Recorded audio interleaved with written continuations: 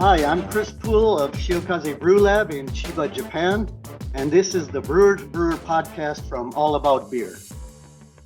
My guest today is Daniel D.H. Harrison of Country Boy Brewing, and he's here for a conversation that goes beyond the brew house and into topics that matter to brewing professionals and curious beer drinkers. First, please visit allaboutbeer.com and follow social media at allaboutbeer.com. And to support journalism in the beer space, check out allaboutbeer.com/support. We'll get into the conversation in just a moment, but first, this message. Hi, I'm Jeff Belcher, head brewer of New Realm Brewing Company in Charleston, South Carolina. And I've been working with Malteurop and Galen Smith now for about 2.5 years here at the New Realm Pub in Charleston.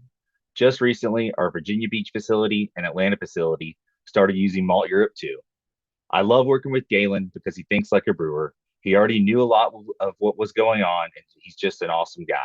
So it's easy to form a relationship with the company when you have somebody like Galen backing your product. Malteurop's customer service and support team is awesome. I use Malteurop's Pilsen malt as my Swiss Army knife, if you will. I use it for hazy IPAs, West Coast IPAs, and Pilsners. The diastatic power is there, the efficiency in the brew house is there, and the price point, if that's what you're looking at, it's definitely there. Contact Malteurop today and visit malteuropmaltingco.com. Firsd Tea is a proud sponsor of the Brewer to Brewer podcast. Chai has become one of the most sought-after teas for everything from ciders to stouts. Firsd Tea has chai, botanicals, and teas to make your next beer astounding. Email info@firsdtea.com, that's FIRSDTEA, to get chai or develop your own custom chai blend. Okay, let's get going. A bit about my guest today. Daniel D.H. Harrison was born and raised in Scott County, Kentucky. After attending Georgetown College and the University of Kentucky, D.H. fell in love with craft beer in Japan while teaching and drinking English on an exchange program. Upon returning to the U.S., he partnered with 3 other native Kentuckians to begin the first taproom model brewery in Lexington in 2012. Country Boy Brewing is the name of the brewery. DH served on the board of the Kentucky Guild of Brewers for many years, and he has helped develop a thriving industry in the state. DH currently resides in rural Scott County with his wife and 2 children. In addition to leading Country Boy Brewing with his partners, DH always makes time to hunt, fish, and have a pint with everyone in the 3 Country Boy tap rooms.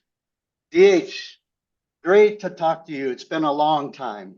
Been too long, my friend. And hearing you read a bio of things you were a part of is kind of funny to me because in all those, just about every aspect of that bio, you played a vital part in that. So I'm honored to be talking to you, Chris.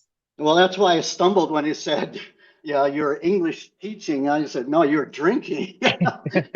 Well, you would have been around in those days and didn't see much teaching, but saw a whole lot of drinking, right? Oh, yeah. So just to get things rolling so people get an idea of who you are or what you're all about, a couple of either or questions. Fantastic. If you listened before, Scott asked me some, and I stumbled over a few of them, but yours are really easy. Okay. First, country or city? I mean, not even a question. Country all day, every day. I know. I thought I'd start out with a real. That was a softball. Yeah, but you went to University of Kentucky. That's right. That's pretty much city. Well, here in Scott County, we're about 30 minutes north of Lexington. Lexington being the second biggest city in Kentucky, and I did do my graduate work there at UK after undergrad at Georgetown College, which is in Georgetown, Kentucky, a much smaller school. And I'll attribute a lot to my university experience to. I loved being in a smaller school at Georgetown, but being in the big city, as I use my air quotes, for us in Kentucky, was really a transformative point for me too. I enjoyed my time there. No, that's good. All right, next, land or water? Okay, I'm land all day, every day. If I got to pick mountains, I got to pick beach. I'm picking mountains. Yeah, that's why I didn't say mountains or beach, because you said you like hunting and fishing. So you can't fish on land. You All need right. some, Well, do need some water, I now suppose. you've thrown a wrench in it there. I'm probably a better fisherman than I am a hunter. So in that regard, I'd say give me some water, because if you want to see which of those I'm better at, I'm definitely a better fisherman than I am a hunter. But land takes Put my feet the, on the dirt. okay, all right. Uh, morning coffee, yes or no? Morning coffee stout from Baird back in the day. Absolutely, Chris. You helped brew that beer. Morning coffee, 100%. Yeah, see, I don't do morning coffee at all. I'm one of Well, those I don't weird. have to have it every day, but as I get older, I appreciate it more and more, and I Okay. appreciate the time to drink it and those that it's drank with just as much as I do the beverage. And as you get older, what are you, like 38? Oh, come on! I'm Jesus. 43. I'm turning into an Oh, old man. oh yeah, yeah, yeah. Don't get me going. Get off my lawn. All right. Turning to beer, ale or lager? Ale, all the way. All right. I'm drinking a lager right now, but ale all the way. All right. Why is there a specific reason? I'm an IPA guy. I'm a darker ale guy if I had to choose. I like the lighter lagers as far as drinkability, and I appreciate what they are, but I'm an ale man from homebrewing days, from my craft beer sleuthing days to now. Give me ales. All right, cool. And last one, hoppy or malty? Hoppy, hoppy, hoppy. Yeah, you kind of answered that in the last question. I like them Yeah. both. There's a time and a place, right? But if I have to choose, I'm going hoppy. I'm drinking a Country Light right now, which is our light lager, but I've got a Cliff Jumper IPA on tap right after that. So I should have asked you to send me a box. yeah, Damn, I well, I miss could. those My beers. wife is over there right now, so I could have had her mule you some over for sure. Yeah, oh We got to well. plan better next time, Chris. Definitely, definitely. All right, getting into you a little bit before we go back into the history. Your signature on your email says you're brand manager. What exactly does that mean? So my title probably took a different role or took on a different role during the pandemic shutdown. Brand manager before meant I'm kind of the one that's in charge. My partners Nathan and Evan, of course, Chris, which you know well, are the Mm, brothers behind the beer. They're the ones that we trust empirically to get the liquid right. They've always done that from day one. Our beer has always, we think, the taste has always led the charge for everything Country Boy what it does. But my sphere of influence was the brand, and so that's our voice of how we talk to our people. That's our voice on social media. That's our branding. That's our tap rooms, the look and feel. A lot of that, which I stole from a lot of other places that I love to drink and came up in. But brand manager just being I'm in control of what the brand looks like. Now, back to what I touched on originally.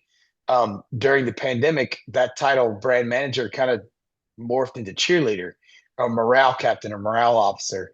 To not only does the brand extend outside of our four walls into what the ether is, the people that see us outside of what we are, Country Boy, but also the brand inside of being the way we our culture inside the mm, four walls, how we talk to each other, and what Country Boy means to the employees that are the Country Boy family.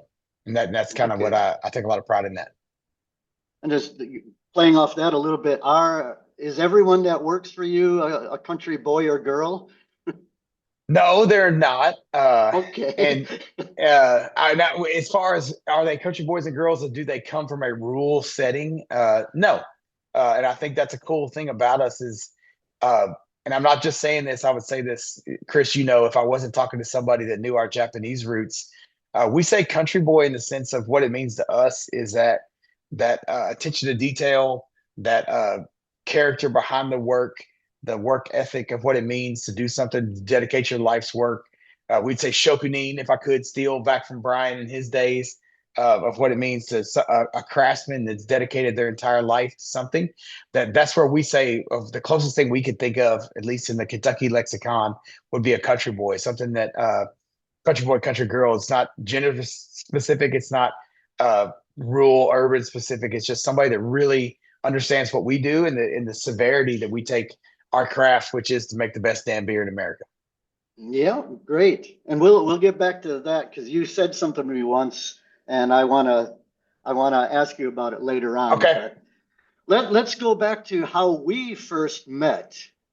So I started brewing in 2009 at Baird, and it was not long after I started at Baird that we actually met. I think we knew each other online a bit before that. We did. Yeah. Yeah. So a So lot of people will ask how we got our name, how we came up with Country Boy Brewing. And so I'll say Nathan and I, when we lived in Japan, we had a craft beer blog. I'm raising my right hand. Yes, I am a reformed craft beer blogger. No offense to those that still are. But back in those days, there was a lot of like, I want to blog about craft beer and talk about how much it stinks and that kind of stuff. But no, when I in that space in Japan, we had a blog called Good Beer and Country Boys. And that was a lot because Nate and I were just the two Kentucky English language teachers that lived in Japan. And so all of our friends called us the Country Boys. A lot of them were from the West Coast. And so from that, we ended up meeting a lot of people. I think Nate met you first, Chris, when you were brewing at the Homebrew Cup, maybe the One Cup back in the day. Is that yeah, where I he think met I you was first? judging or something. Yeah. And Yeah.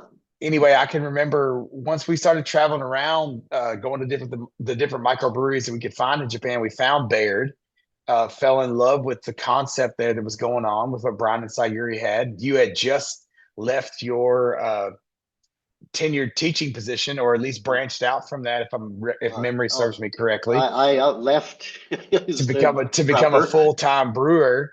And I think we were there your first week, month, something on the job. I can remember you talking about how much weight you'd lost going from a teaching job to a brewing job. And to me, that's one of my moments that really solidifies why I want to get in the industry, is seeing your passion, your dedication for craft beer, attention to detail. And just as much as Brian and Sayuri were an inspiration to Country Boy Brewing, we'd put Chris Poel right there with it. Well, thank you. Did my exhaustion have anything to do with it? Well, we were too naive to understand that back then. I think we just knew the badass beers you guys were brewing, and your zealousness for the craft, and that was enough for us. But we go back quite a bit of ways, which is a lot of fun for me to be able to talk to you in this regard. We get to talk a lot about our brewery. We get to talk a lot about the craft beer scene in Kentucky. It's rare I get to talk to somebody who's been with us since the inception of what our company was, and that's definitely you. No, thank you. I appreciate that. Yeah, so I remember, I don't know if it was my first week, but definitely within the first month, you and Nathan and various hangers-on, various other people brought some kick-ass strong beer into the brewery while I was trying to finish up a brew. Like I was in the middle of whirlpooling or chilling or something, and you guys just took over a table and started pouring beers. And it's like, dude, I gotta finish this brew. And he said, yeah, but you don't have, you have a bit of time. You can taste these beers. And it was like, damn, these guys are hardcore. That sounds exactly like something we would have done back in the day. A total disregard for your day job to drink some good beer, right? Yep. And as I remember, it was a beer. I can't remember the name of the brewery, but Niwa-san brewed it way back when. It was like Seven-Tailed Fox or something like that, or Three-Tailed Fox. I forget, but it was just like a 14 or 15% aged whatever, barley wine or whatever. And those days back then were clouded with travels all around the country, finding the craziest beers we could find, and then getting an amalgamation of those together to drink with good friends. And I cannot remember exactly which ones they were.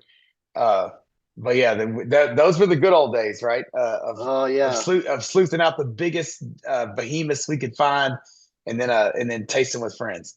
yeah. That was amazingly fun. Yeah, and then you were in Japan, what, 3 years? 3 years total. I was there for a year, came back to Kentucky, and then finished up for about 2.25 years.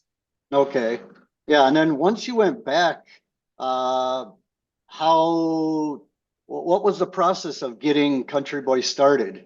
Yeah, well, this is where I say you and Brian both were pivotal in what we did. It was that first month you were in business that Nate came back in 2009, and I can remember sitting in the fish market tap room there in Numas, you and Brian standing behind the bar, tasting some of Nate's homebrew that he had made, talking about when you guys you guys go back to Kentucky, what's the plan? And of course, just like every home brewer, we're like, we want to start a brewery. And you guys really gave us the direction and I guess the charge to give us the confidence to do so. So we came back. Nate came back in 2009, started working at Lexington's uh, Alltech's Lexington Brewing Company, excuse me. And then I came back in 2010 and then started on working at Galvin's in downtown Georgetown, a craft beer bar, learning the front of the house business. And then shortly after, Evan, Nate's brother, had just graduated grad school, and Jeff Beagle, our partner, who was a little older than us at the time, who's since retired, who has some business experience, joined together and started our tap room in downtown Lexington on Chair Avenue in 2012. And I say that just celebrated 13 years in business this last week. February 10th, 2012 is when we opened, and right now we stand 3 tap rooms deep and 1 production facility in Georgetown. 13 years later, Wow. much as a testament to you guys believing in us back then. Yeah, well, I always remember Brian, I always gave him updates about you, and you send him occasional emails. Yeah, Every time he read or heard about what you guys are doing, he just said, right guys in the right place at the right time. that's a fact. And A lot of luck. Fell in the right spot, like you just said, right place, right guys, right time. A lot of luck, and it doesn't hurt when you're not scared to work too hard as well. yeah, and that's what really I took away from everything you guys have done is uh, well, I know now that I have my own brewery.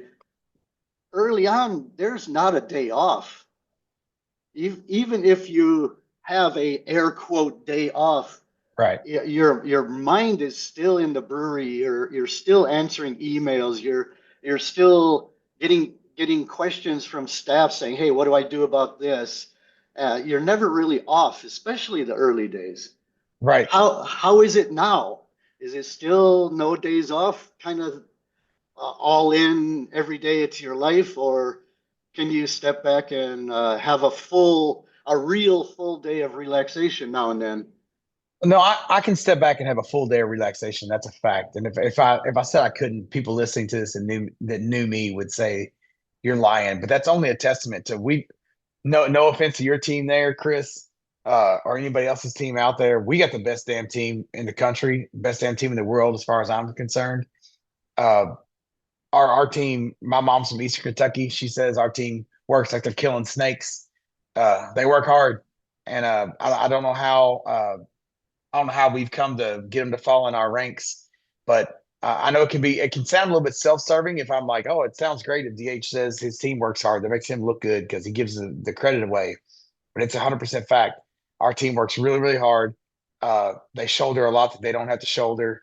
They wear many different hats, which allows me to take some time off. Now, what I will say was we still work really hard. Uh, all of us that are still day in, day out of the business, uh, you know, you have to. It's our baby, right?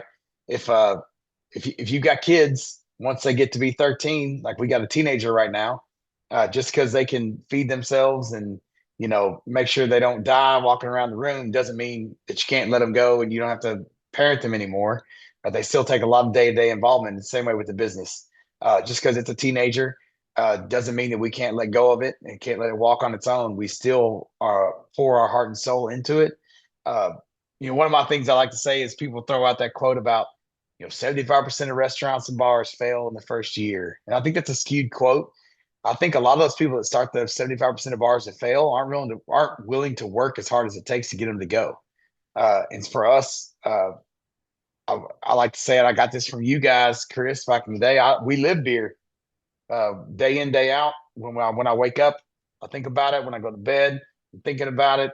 It's our life. The tap rooms are our life. I believe fully that us making Country Boy better and bigger and a more community asset is better for my family in the long run. So, unfortunately, I'm not blessed to be good at anything else other than beer. So I got to make this thing work. Because if it doesn't, I don't know what else I'm going to do. So let's give it our all, and we'll go from there. And we still, there are days it feels like work. I'm gonna lie to you and tell you it doesn't. There are days that it's tedious. There are days that it's tenuous. There are days that I wish I was fishing. I wish I was on the land. I wish I was on the water. I wish I was elsewhere. But 99.9% of the time, I wouldn't rather be anywhere else. Yeah, that's what I said to Scott Brim or something around along those lines was that, yeah, at the end of every day, am I like ecstatic about what I did that day? Sometimes no, I'm stressed out. But at the end of pretty much every week, it's like, Yeah, damn, we did good shit this week. that's right. Yeah. But anyone who's listening that's involved in the beer industry knows that, yeah, if you're not 100% into it, yeah, you're not going to make it. And That's a fact. I think that's where we're going to have a little trouble in Japan in the fairly near future. Is a lot of people that are getting into small craft breweries now don't have a sense of how hard it's going to be. They think it's cool. They think, oh yeah, look, I know these cool guys that make beer. They don't realize those cool guys just got off a 12-hour shift and are stumbling into the bar to meet their friends because that's what they love. Right. Uh, yeah, and so they get into it, and all of a sudden it's like, damn, it's 5 o'clock, and I still have to clean up, and I'm Yeah. supposed to meet my girlfriend at 6. There's no way. And I think a lot of those people are gonna, yeah, either they're gonna change their ways quickly or they're not gonna survive.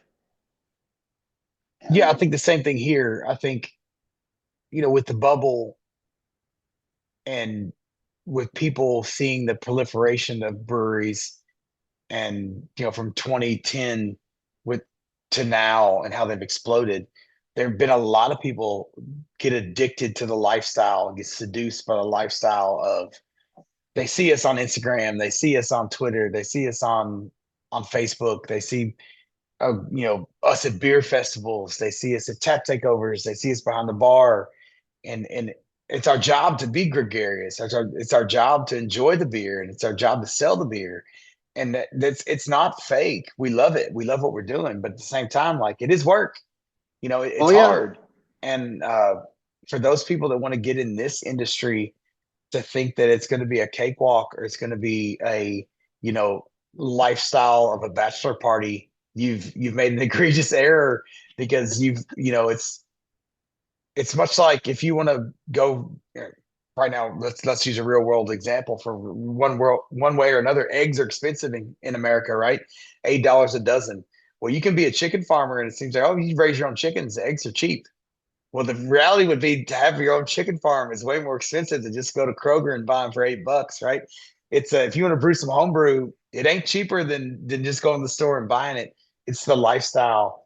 Same way with craft beer. If you're not bought into what we do and the hard work, that's what makes a pint taste good at the end of the day for us. It's not a money grab.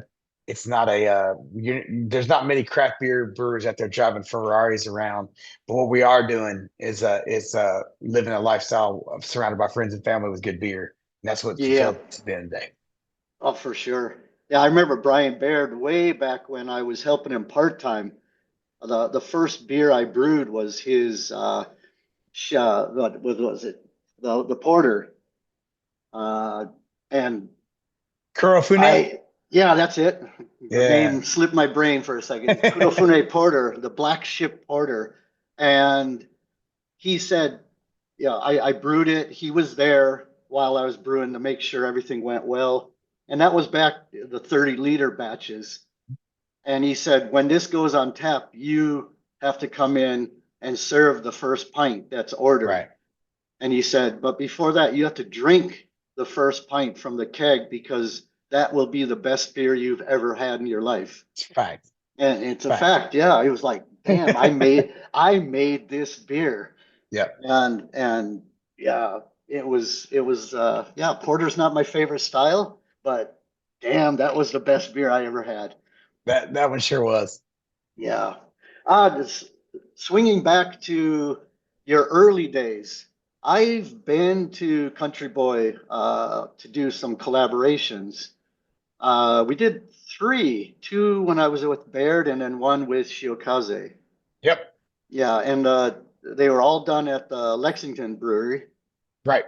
Yeah. So what do you remember about those? The first one was you were like only in your second year or so, right? So first one would have been the Angry Amos, the Yeah, Angry Amos. Angry Boy Brown Ale, which was a Baird beer that kind of was, in my recollection at least, like an arrogant bastard-ish Hoppy Brown, gave birth to our Amos Moses that we do. And I think we barrel aged it. Yep. That first one. Second one was the Namakimono, Yeah, which was Namakimono, the sloth. the slaw, which was your recipe of the what was that beer you guys did, Chris? The The Bakayaro? Was Bacayaro. that? Yeah, Was that was was the that yours? Bakayaro that we. It was barrel aged as well, I think. Yeah, that was aged in rye whiskey barrels. Yes. I may be able to Yeah. go in the other room here and find one, maybe. And Jeez. then the last one was the only one we've done with your brand, the Shiokaze, which is you show up with this pillowcase full of Japanese cinnamon right from the Dyke-san's house. Yeah. The most interesting smelling ingredient I think we've ever brewed with. And they all stand alone in the sense that they were unique. But I think that last one, with the special spin on it being your brand solely, and that just the wild nature of what it was, probably stands out as the top. All of them are awesome in their own regard, right? Right. But I can just remember that us pulling out bat. What's the name of it? It escapes me in Japanese right now. The Niki. Yeah, Yeah, and then Niki cinnamon. just people like pulling out logs of this and passing around the tap room and being like, our buddy Chris, a brewer from Japan brought this. We're gonna make a beer with it. Was pretty cool. Wait, are we on record? Do we declare that through customs? Was that allowed to be brought in, or? Yeah.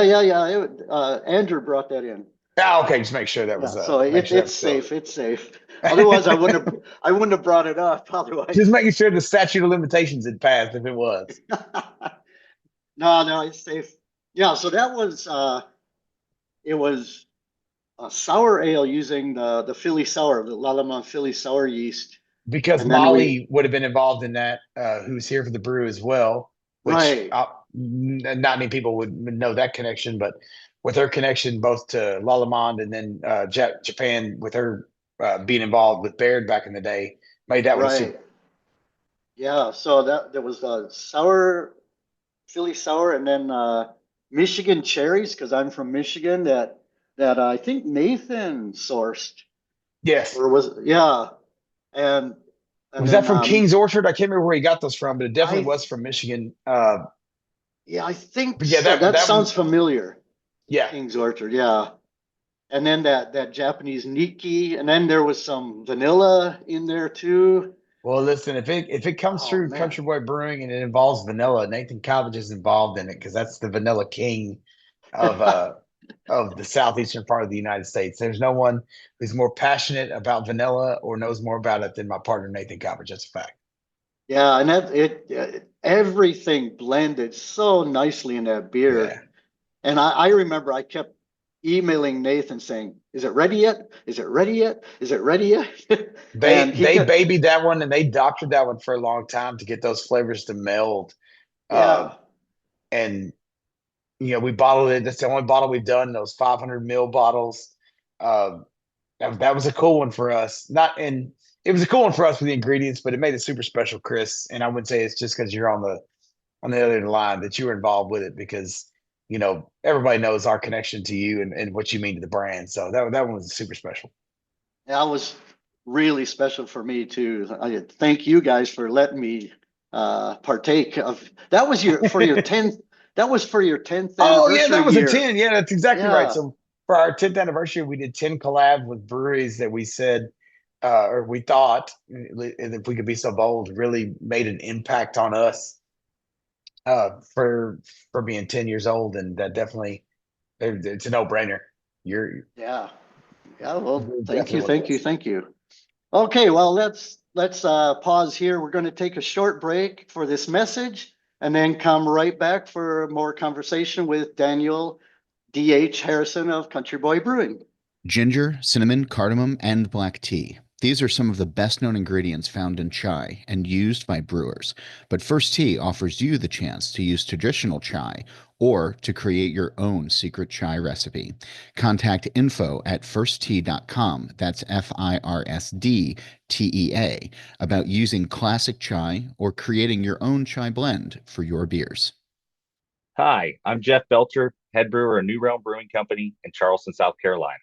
And I've been working with Malteurop and Galen Smith now for about 2.5 years here at the New Realm Pub in Charleston. Just recently, our Virginia Beach facility and Atlanta facility started using Malteurop too. I love working with Galen because he thinks like a brewer. He already knew a lot of what was going on, and he's just an awesome guy. So it's easy to form a relationship with the company when you have somebody like Galen backing your product. Malt Europe's customer service and support team is awesome. I use Malt Europe's Pilsen malt as my Swiss Army knife, if you will. I use it for hazy IPAs, West Coast IPAs, and Pilsners. The diastatic power is there, the efficiency in the brew house is there, and the price point, if that's what you're looking at, it's definitely there. Contact Malt Europe today and visit malteuropemaltingco.com. Welcome back. We're here with DH of Country Boy Brewing in Lexington and Georgetown, Kentucky, and probably elsewhere now. So you started out with your brewery in Lexington. That was the brew pub model, right? Correct. Yeah, we started Lexington in 2012. Uh, Small 2-barrel Psycho brew system out of Belding, Michigan. Quickly upgraded to a hand-me-down system we bought from Aviator Brewing in North Carolina to a 10-barrel system. I have a tap room on site there. And then 5 years later, I expanded to Georgetown to our production facility where we can and make about most of our product goes out to the market. 2022, we opened up Louisville, downtown in the Omni, a tap room there. And then this year, plan to open one more tap room in Lexington and a pickleball facility. And then we're going to expand to here, Sadieville, to a tap room as well. So 2 more retail locations this year. Fingers crossed, we hope, in addition to our 3 we have right now. Oh, great. So the brewery at Lexington is still running. Still running. We just celebrated 13 years there last week. We all of our kind of experimental beers start there. Our just taproom only stuff still is brewed there. Last weekend or 2 weeks ago, I guess now, I was there. We do a big grill out for all of our regulars. We've got a bunch of grills fired up. Some of our longest tenured regulars come and hang out and fire up the grill with us, and we just talk about the early days of craft beer in Lexington and reminisce a little bit, and then drink some beer and talk about the good things to come. Excellent, excellent. Yeah, and then Georgetown is already 8 years old. Georgetown, we opened in 2017. So we're going on, what does that make it this year? This year would be 8 then. 8? Isn't that crazy? How time flies. Yeah. We know on one hand, it seems like it just opened yesterday. On the other hand, now that a lot of things need maintenance and are breaking, it seems like it's 8 years old. So you got that going for you. But no, it's an awesome facility. It's about 47,000 square feet altogether, 50-barrel brew house. We've added a lot of fermentation in the last 2 years with some tanks that we were able to buy used on the market. So we're poised and ready to go, and gonna see what the market brings.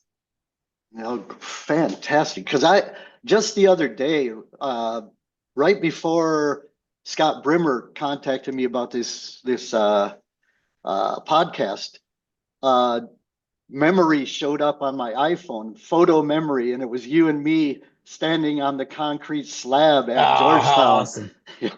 And the very basic frame was up, and that was it. And it was like, That's right. holy crap, that was I didn't check the date then, but that was 8 That would years have had ago. to be 8+. And even to bring it more full circle, I can remember being a 100% broke tourist at that point, traveling through Japan, going to Gotemba Kogen Brewery near Fuji, where Scott Brimmer was the brewer, and hearing him talking about dreams of getting his own brewery up and running. And that would have been in 2007, maybe 2006. And now to see what he's done coming from his days in Sierra Nevada is amazing as well. So it's kind of cool. He did send his greetings. Oh, fantastic! It's kind of cool seeing the tangled web of all this crazy craft brewing culture, how it comes back to Japan. It's wild. Yeah. I was going to say how it comes back to bite you in the ass, but yeah. Or either way you want to look at it, Chris. Yeah. No, I was trying to remember how old Georgetown was. So Yeah, we'll be 8. Yeah, we're 8 now, so it's crazy. Wow. The Baird, the newer Baird Brewery, yeah, air quotes. That is 10 years old now. Yeah. And I talked to the guy that does the maintenance there, and he said air hoses are going out one by one. They walked in the brewery one morning and they heard a big pop, and then this flow of air. And yeah, one of the solenoid valve air hoses or something just burst, and they had, like, within a week they had 5 or 10 hoses pop. And That's how it is anymore. Any given morning in Georgetown, something is kind of on the fritz or about to blow. But that's just, a derivative of being busy. It's a blessing. These parts don't last forever. When they make beer and they get worn out, they tend to give. So 8 years in, we're finding that spot to where the warranty runs out. Yep. For lack of a better word. Yeah. So then, your other location in Louisville, that's just a tap room, not It's just no a tap brewing room. facility. No brewing there. It's the tap room that's in the Omni Hotel in downtown Louisville. It's a really, really high-end hotel. Blessed to be able to find that space, to be able to get in there. The Omni staff was great. They were looking for a local partner, somebody to come in post shutdown of the pandemic. They were kind of rebranding how they did their kind of community. It's called Fall City Market, where they've got local businesses that come in and run different kiosks there. It's kind of like an airport bar, if you want to think about it. You can walk through. There's a great Mexican spot called Con Huevos where you can have breakfast and lunch. There's I Heart Tacos, which is like a great taco tequila bar. Castle and Key Distilleries in there, and then we fill in a Country Boy tap room / pizza joint that hopefully add to the spot. It's been great. That's a different spot. It's not like a locals bar. It's you're in a hotel space, so there's a lot of people that are coming in for business things, coming in for conventions. They've never heard of our brand before. They have a great experience with it. It's a great marketing and brand building tool. But it's been fantastic as far as to be able to expand into Louisville.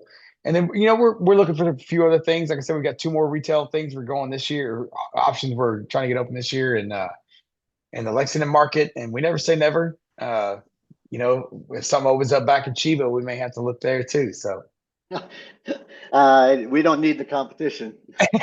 we join with you, Chris. Yeah, I know. No, so this gets me to a quote that you said once upon a time, probably when I was there for the first collaboration, back in your first or second year. And I asked you what your goal was.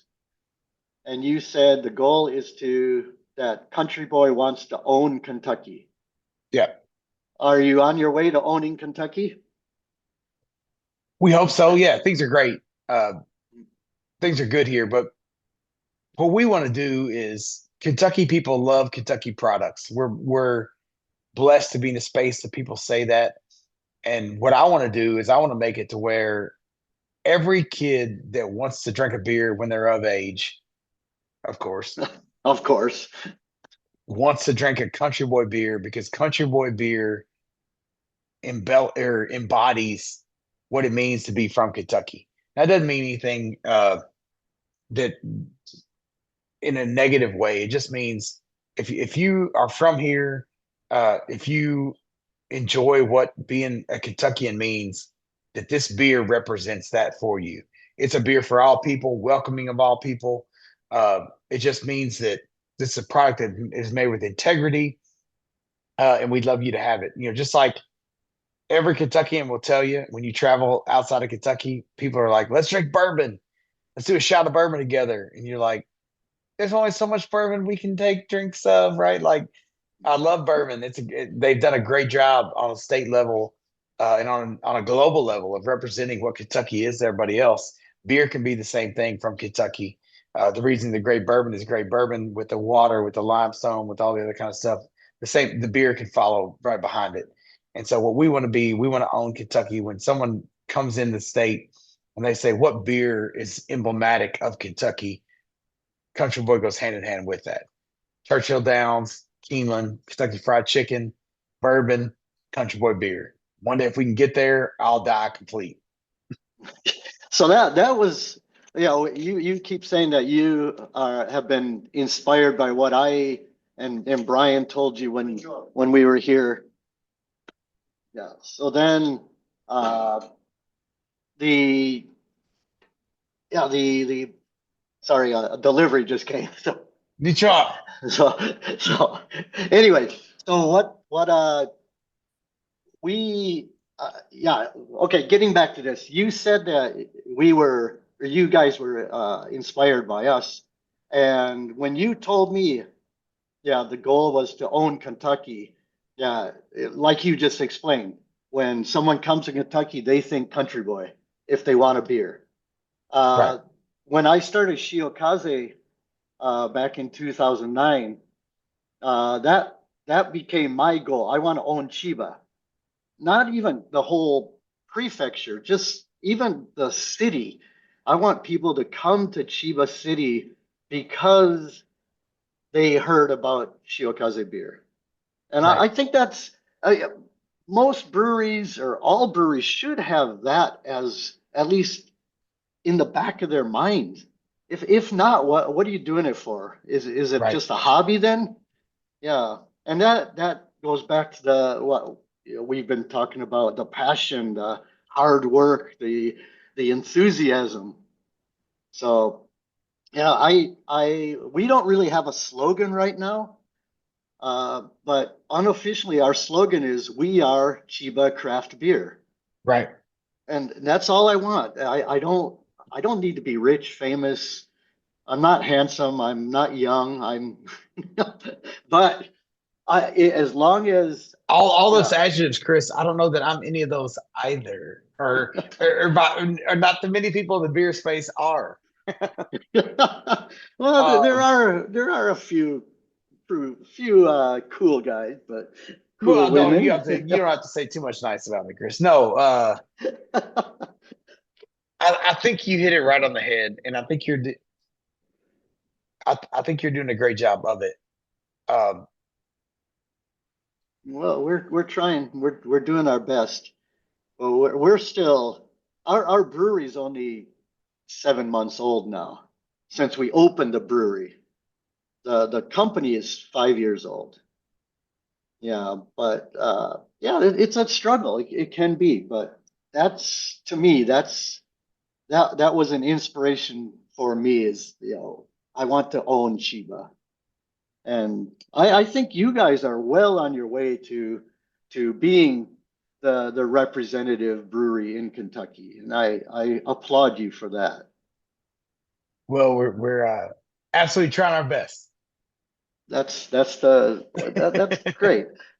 So someday, I mean, there's a brewery in Wisconsin called Great Dane Brewing in Madison, Wisconsin, and they recently opened a brewery in Japan up in Sendai. So what I propose for the future is that Kentucky Boy and Shiokaze make a joint brewery here in Japan somewhere. Um, In to- down totally down. You say the word and we are there. no down in Shizuoka. Let's do it. Yeah, that's yeah. No, it's been a wonderful ride, and it's been great watching you guys grow. Well, thank Yeah. you for that. And finally, you have been, I don't know right now, I don't think so, but you've been very uh active in the political side of the craft beer world. Right. Uh do you have an interesting success story or an interesting failure story that you can share with us? Well, I can give you all of those. Probably our biggest success here in Kentucky is when we started in 2012. We never thought like self distribution would have been attainable for craft breweries. We were able to get that at least limited up to 2,500 barrels per brewery. Breweries held a microbrewery license in the state for the smallest of us to be able to get out there and access direct to retailer sales. We got direct to consumer for shipping a beer, which was awesome. Uh, we got a long way to go though. Uh, Bourbon leads the charge as far as our legislature and the state understands economic development and tourism as far as it relates to alcohol, and craft beer follows right behind that in a good way.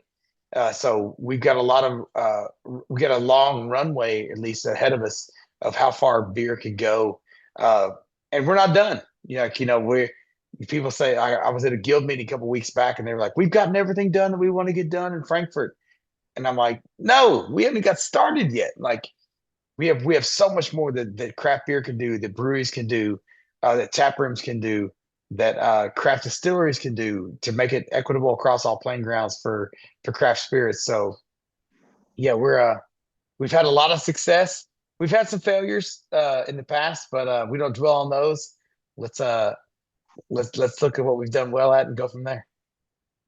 I seem to remember a story about you guys visiting the Capitol, maybe to meet the governor or something, Yeah. and one of you guys had something in your pockets when you went through the metal detector. Well, you're not supposed to take guns or knives when you go into Frankfurt, and they'll find them if you do.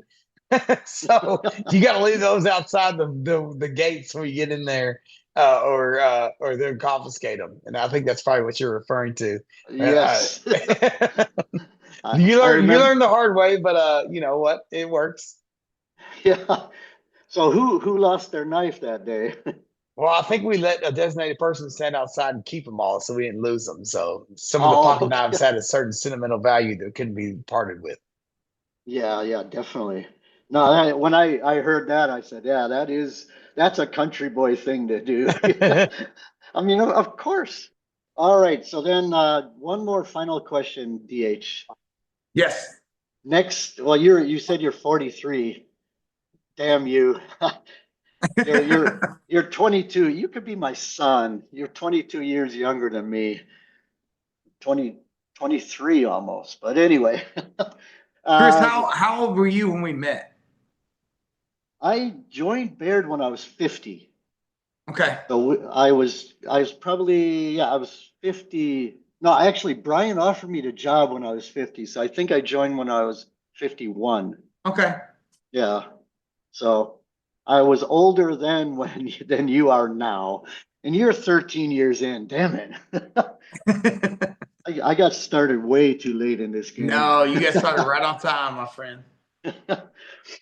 So if you can predict the next 5 years for Country Boy, for Kentucky craft beer, or U.S. craft beer, what do you see 5 years down the road? All right. Well, you kind of got me in a little bit of a quandary because normally I would be the rah-rah guy to tell you everything's going to be all right. Right. Yeah, yeah, that's what Um, I was kind of expecting, but that might not be what the future holds right now. right. We're having these conversations at the brewery uh, in Kentucky these days that it's a different time for craft beer.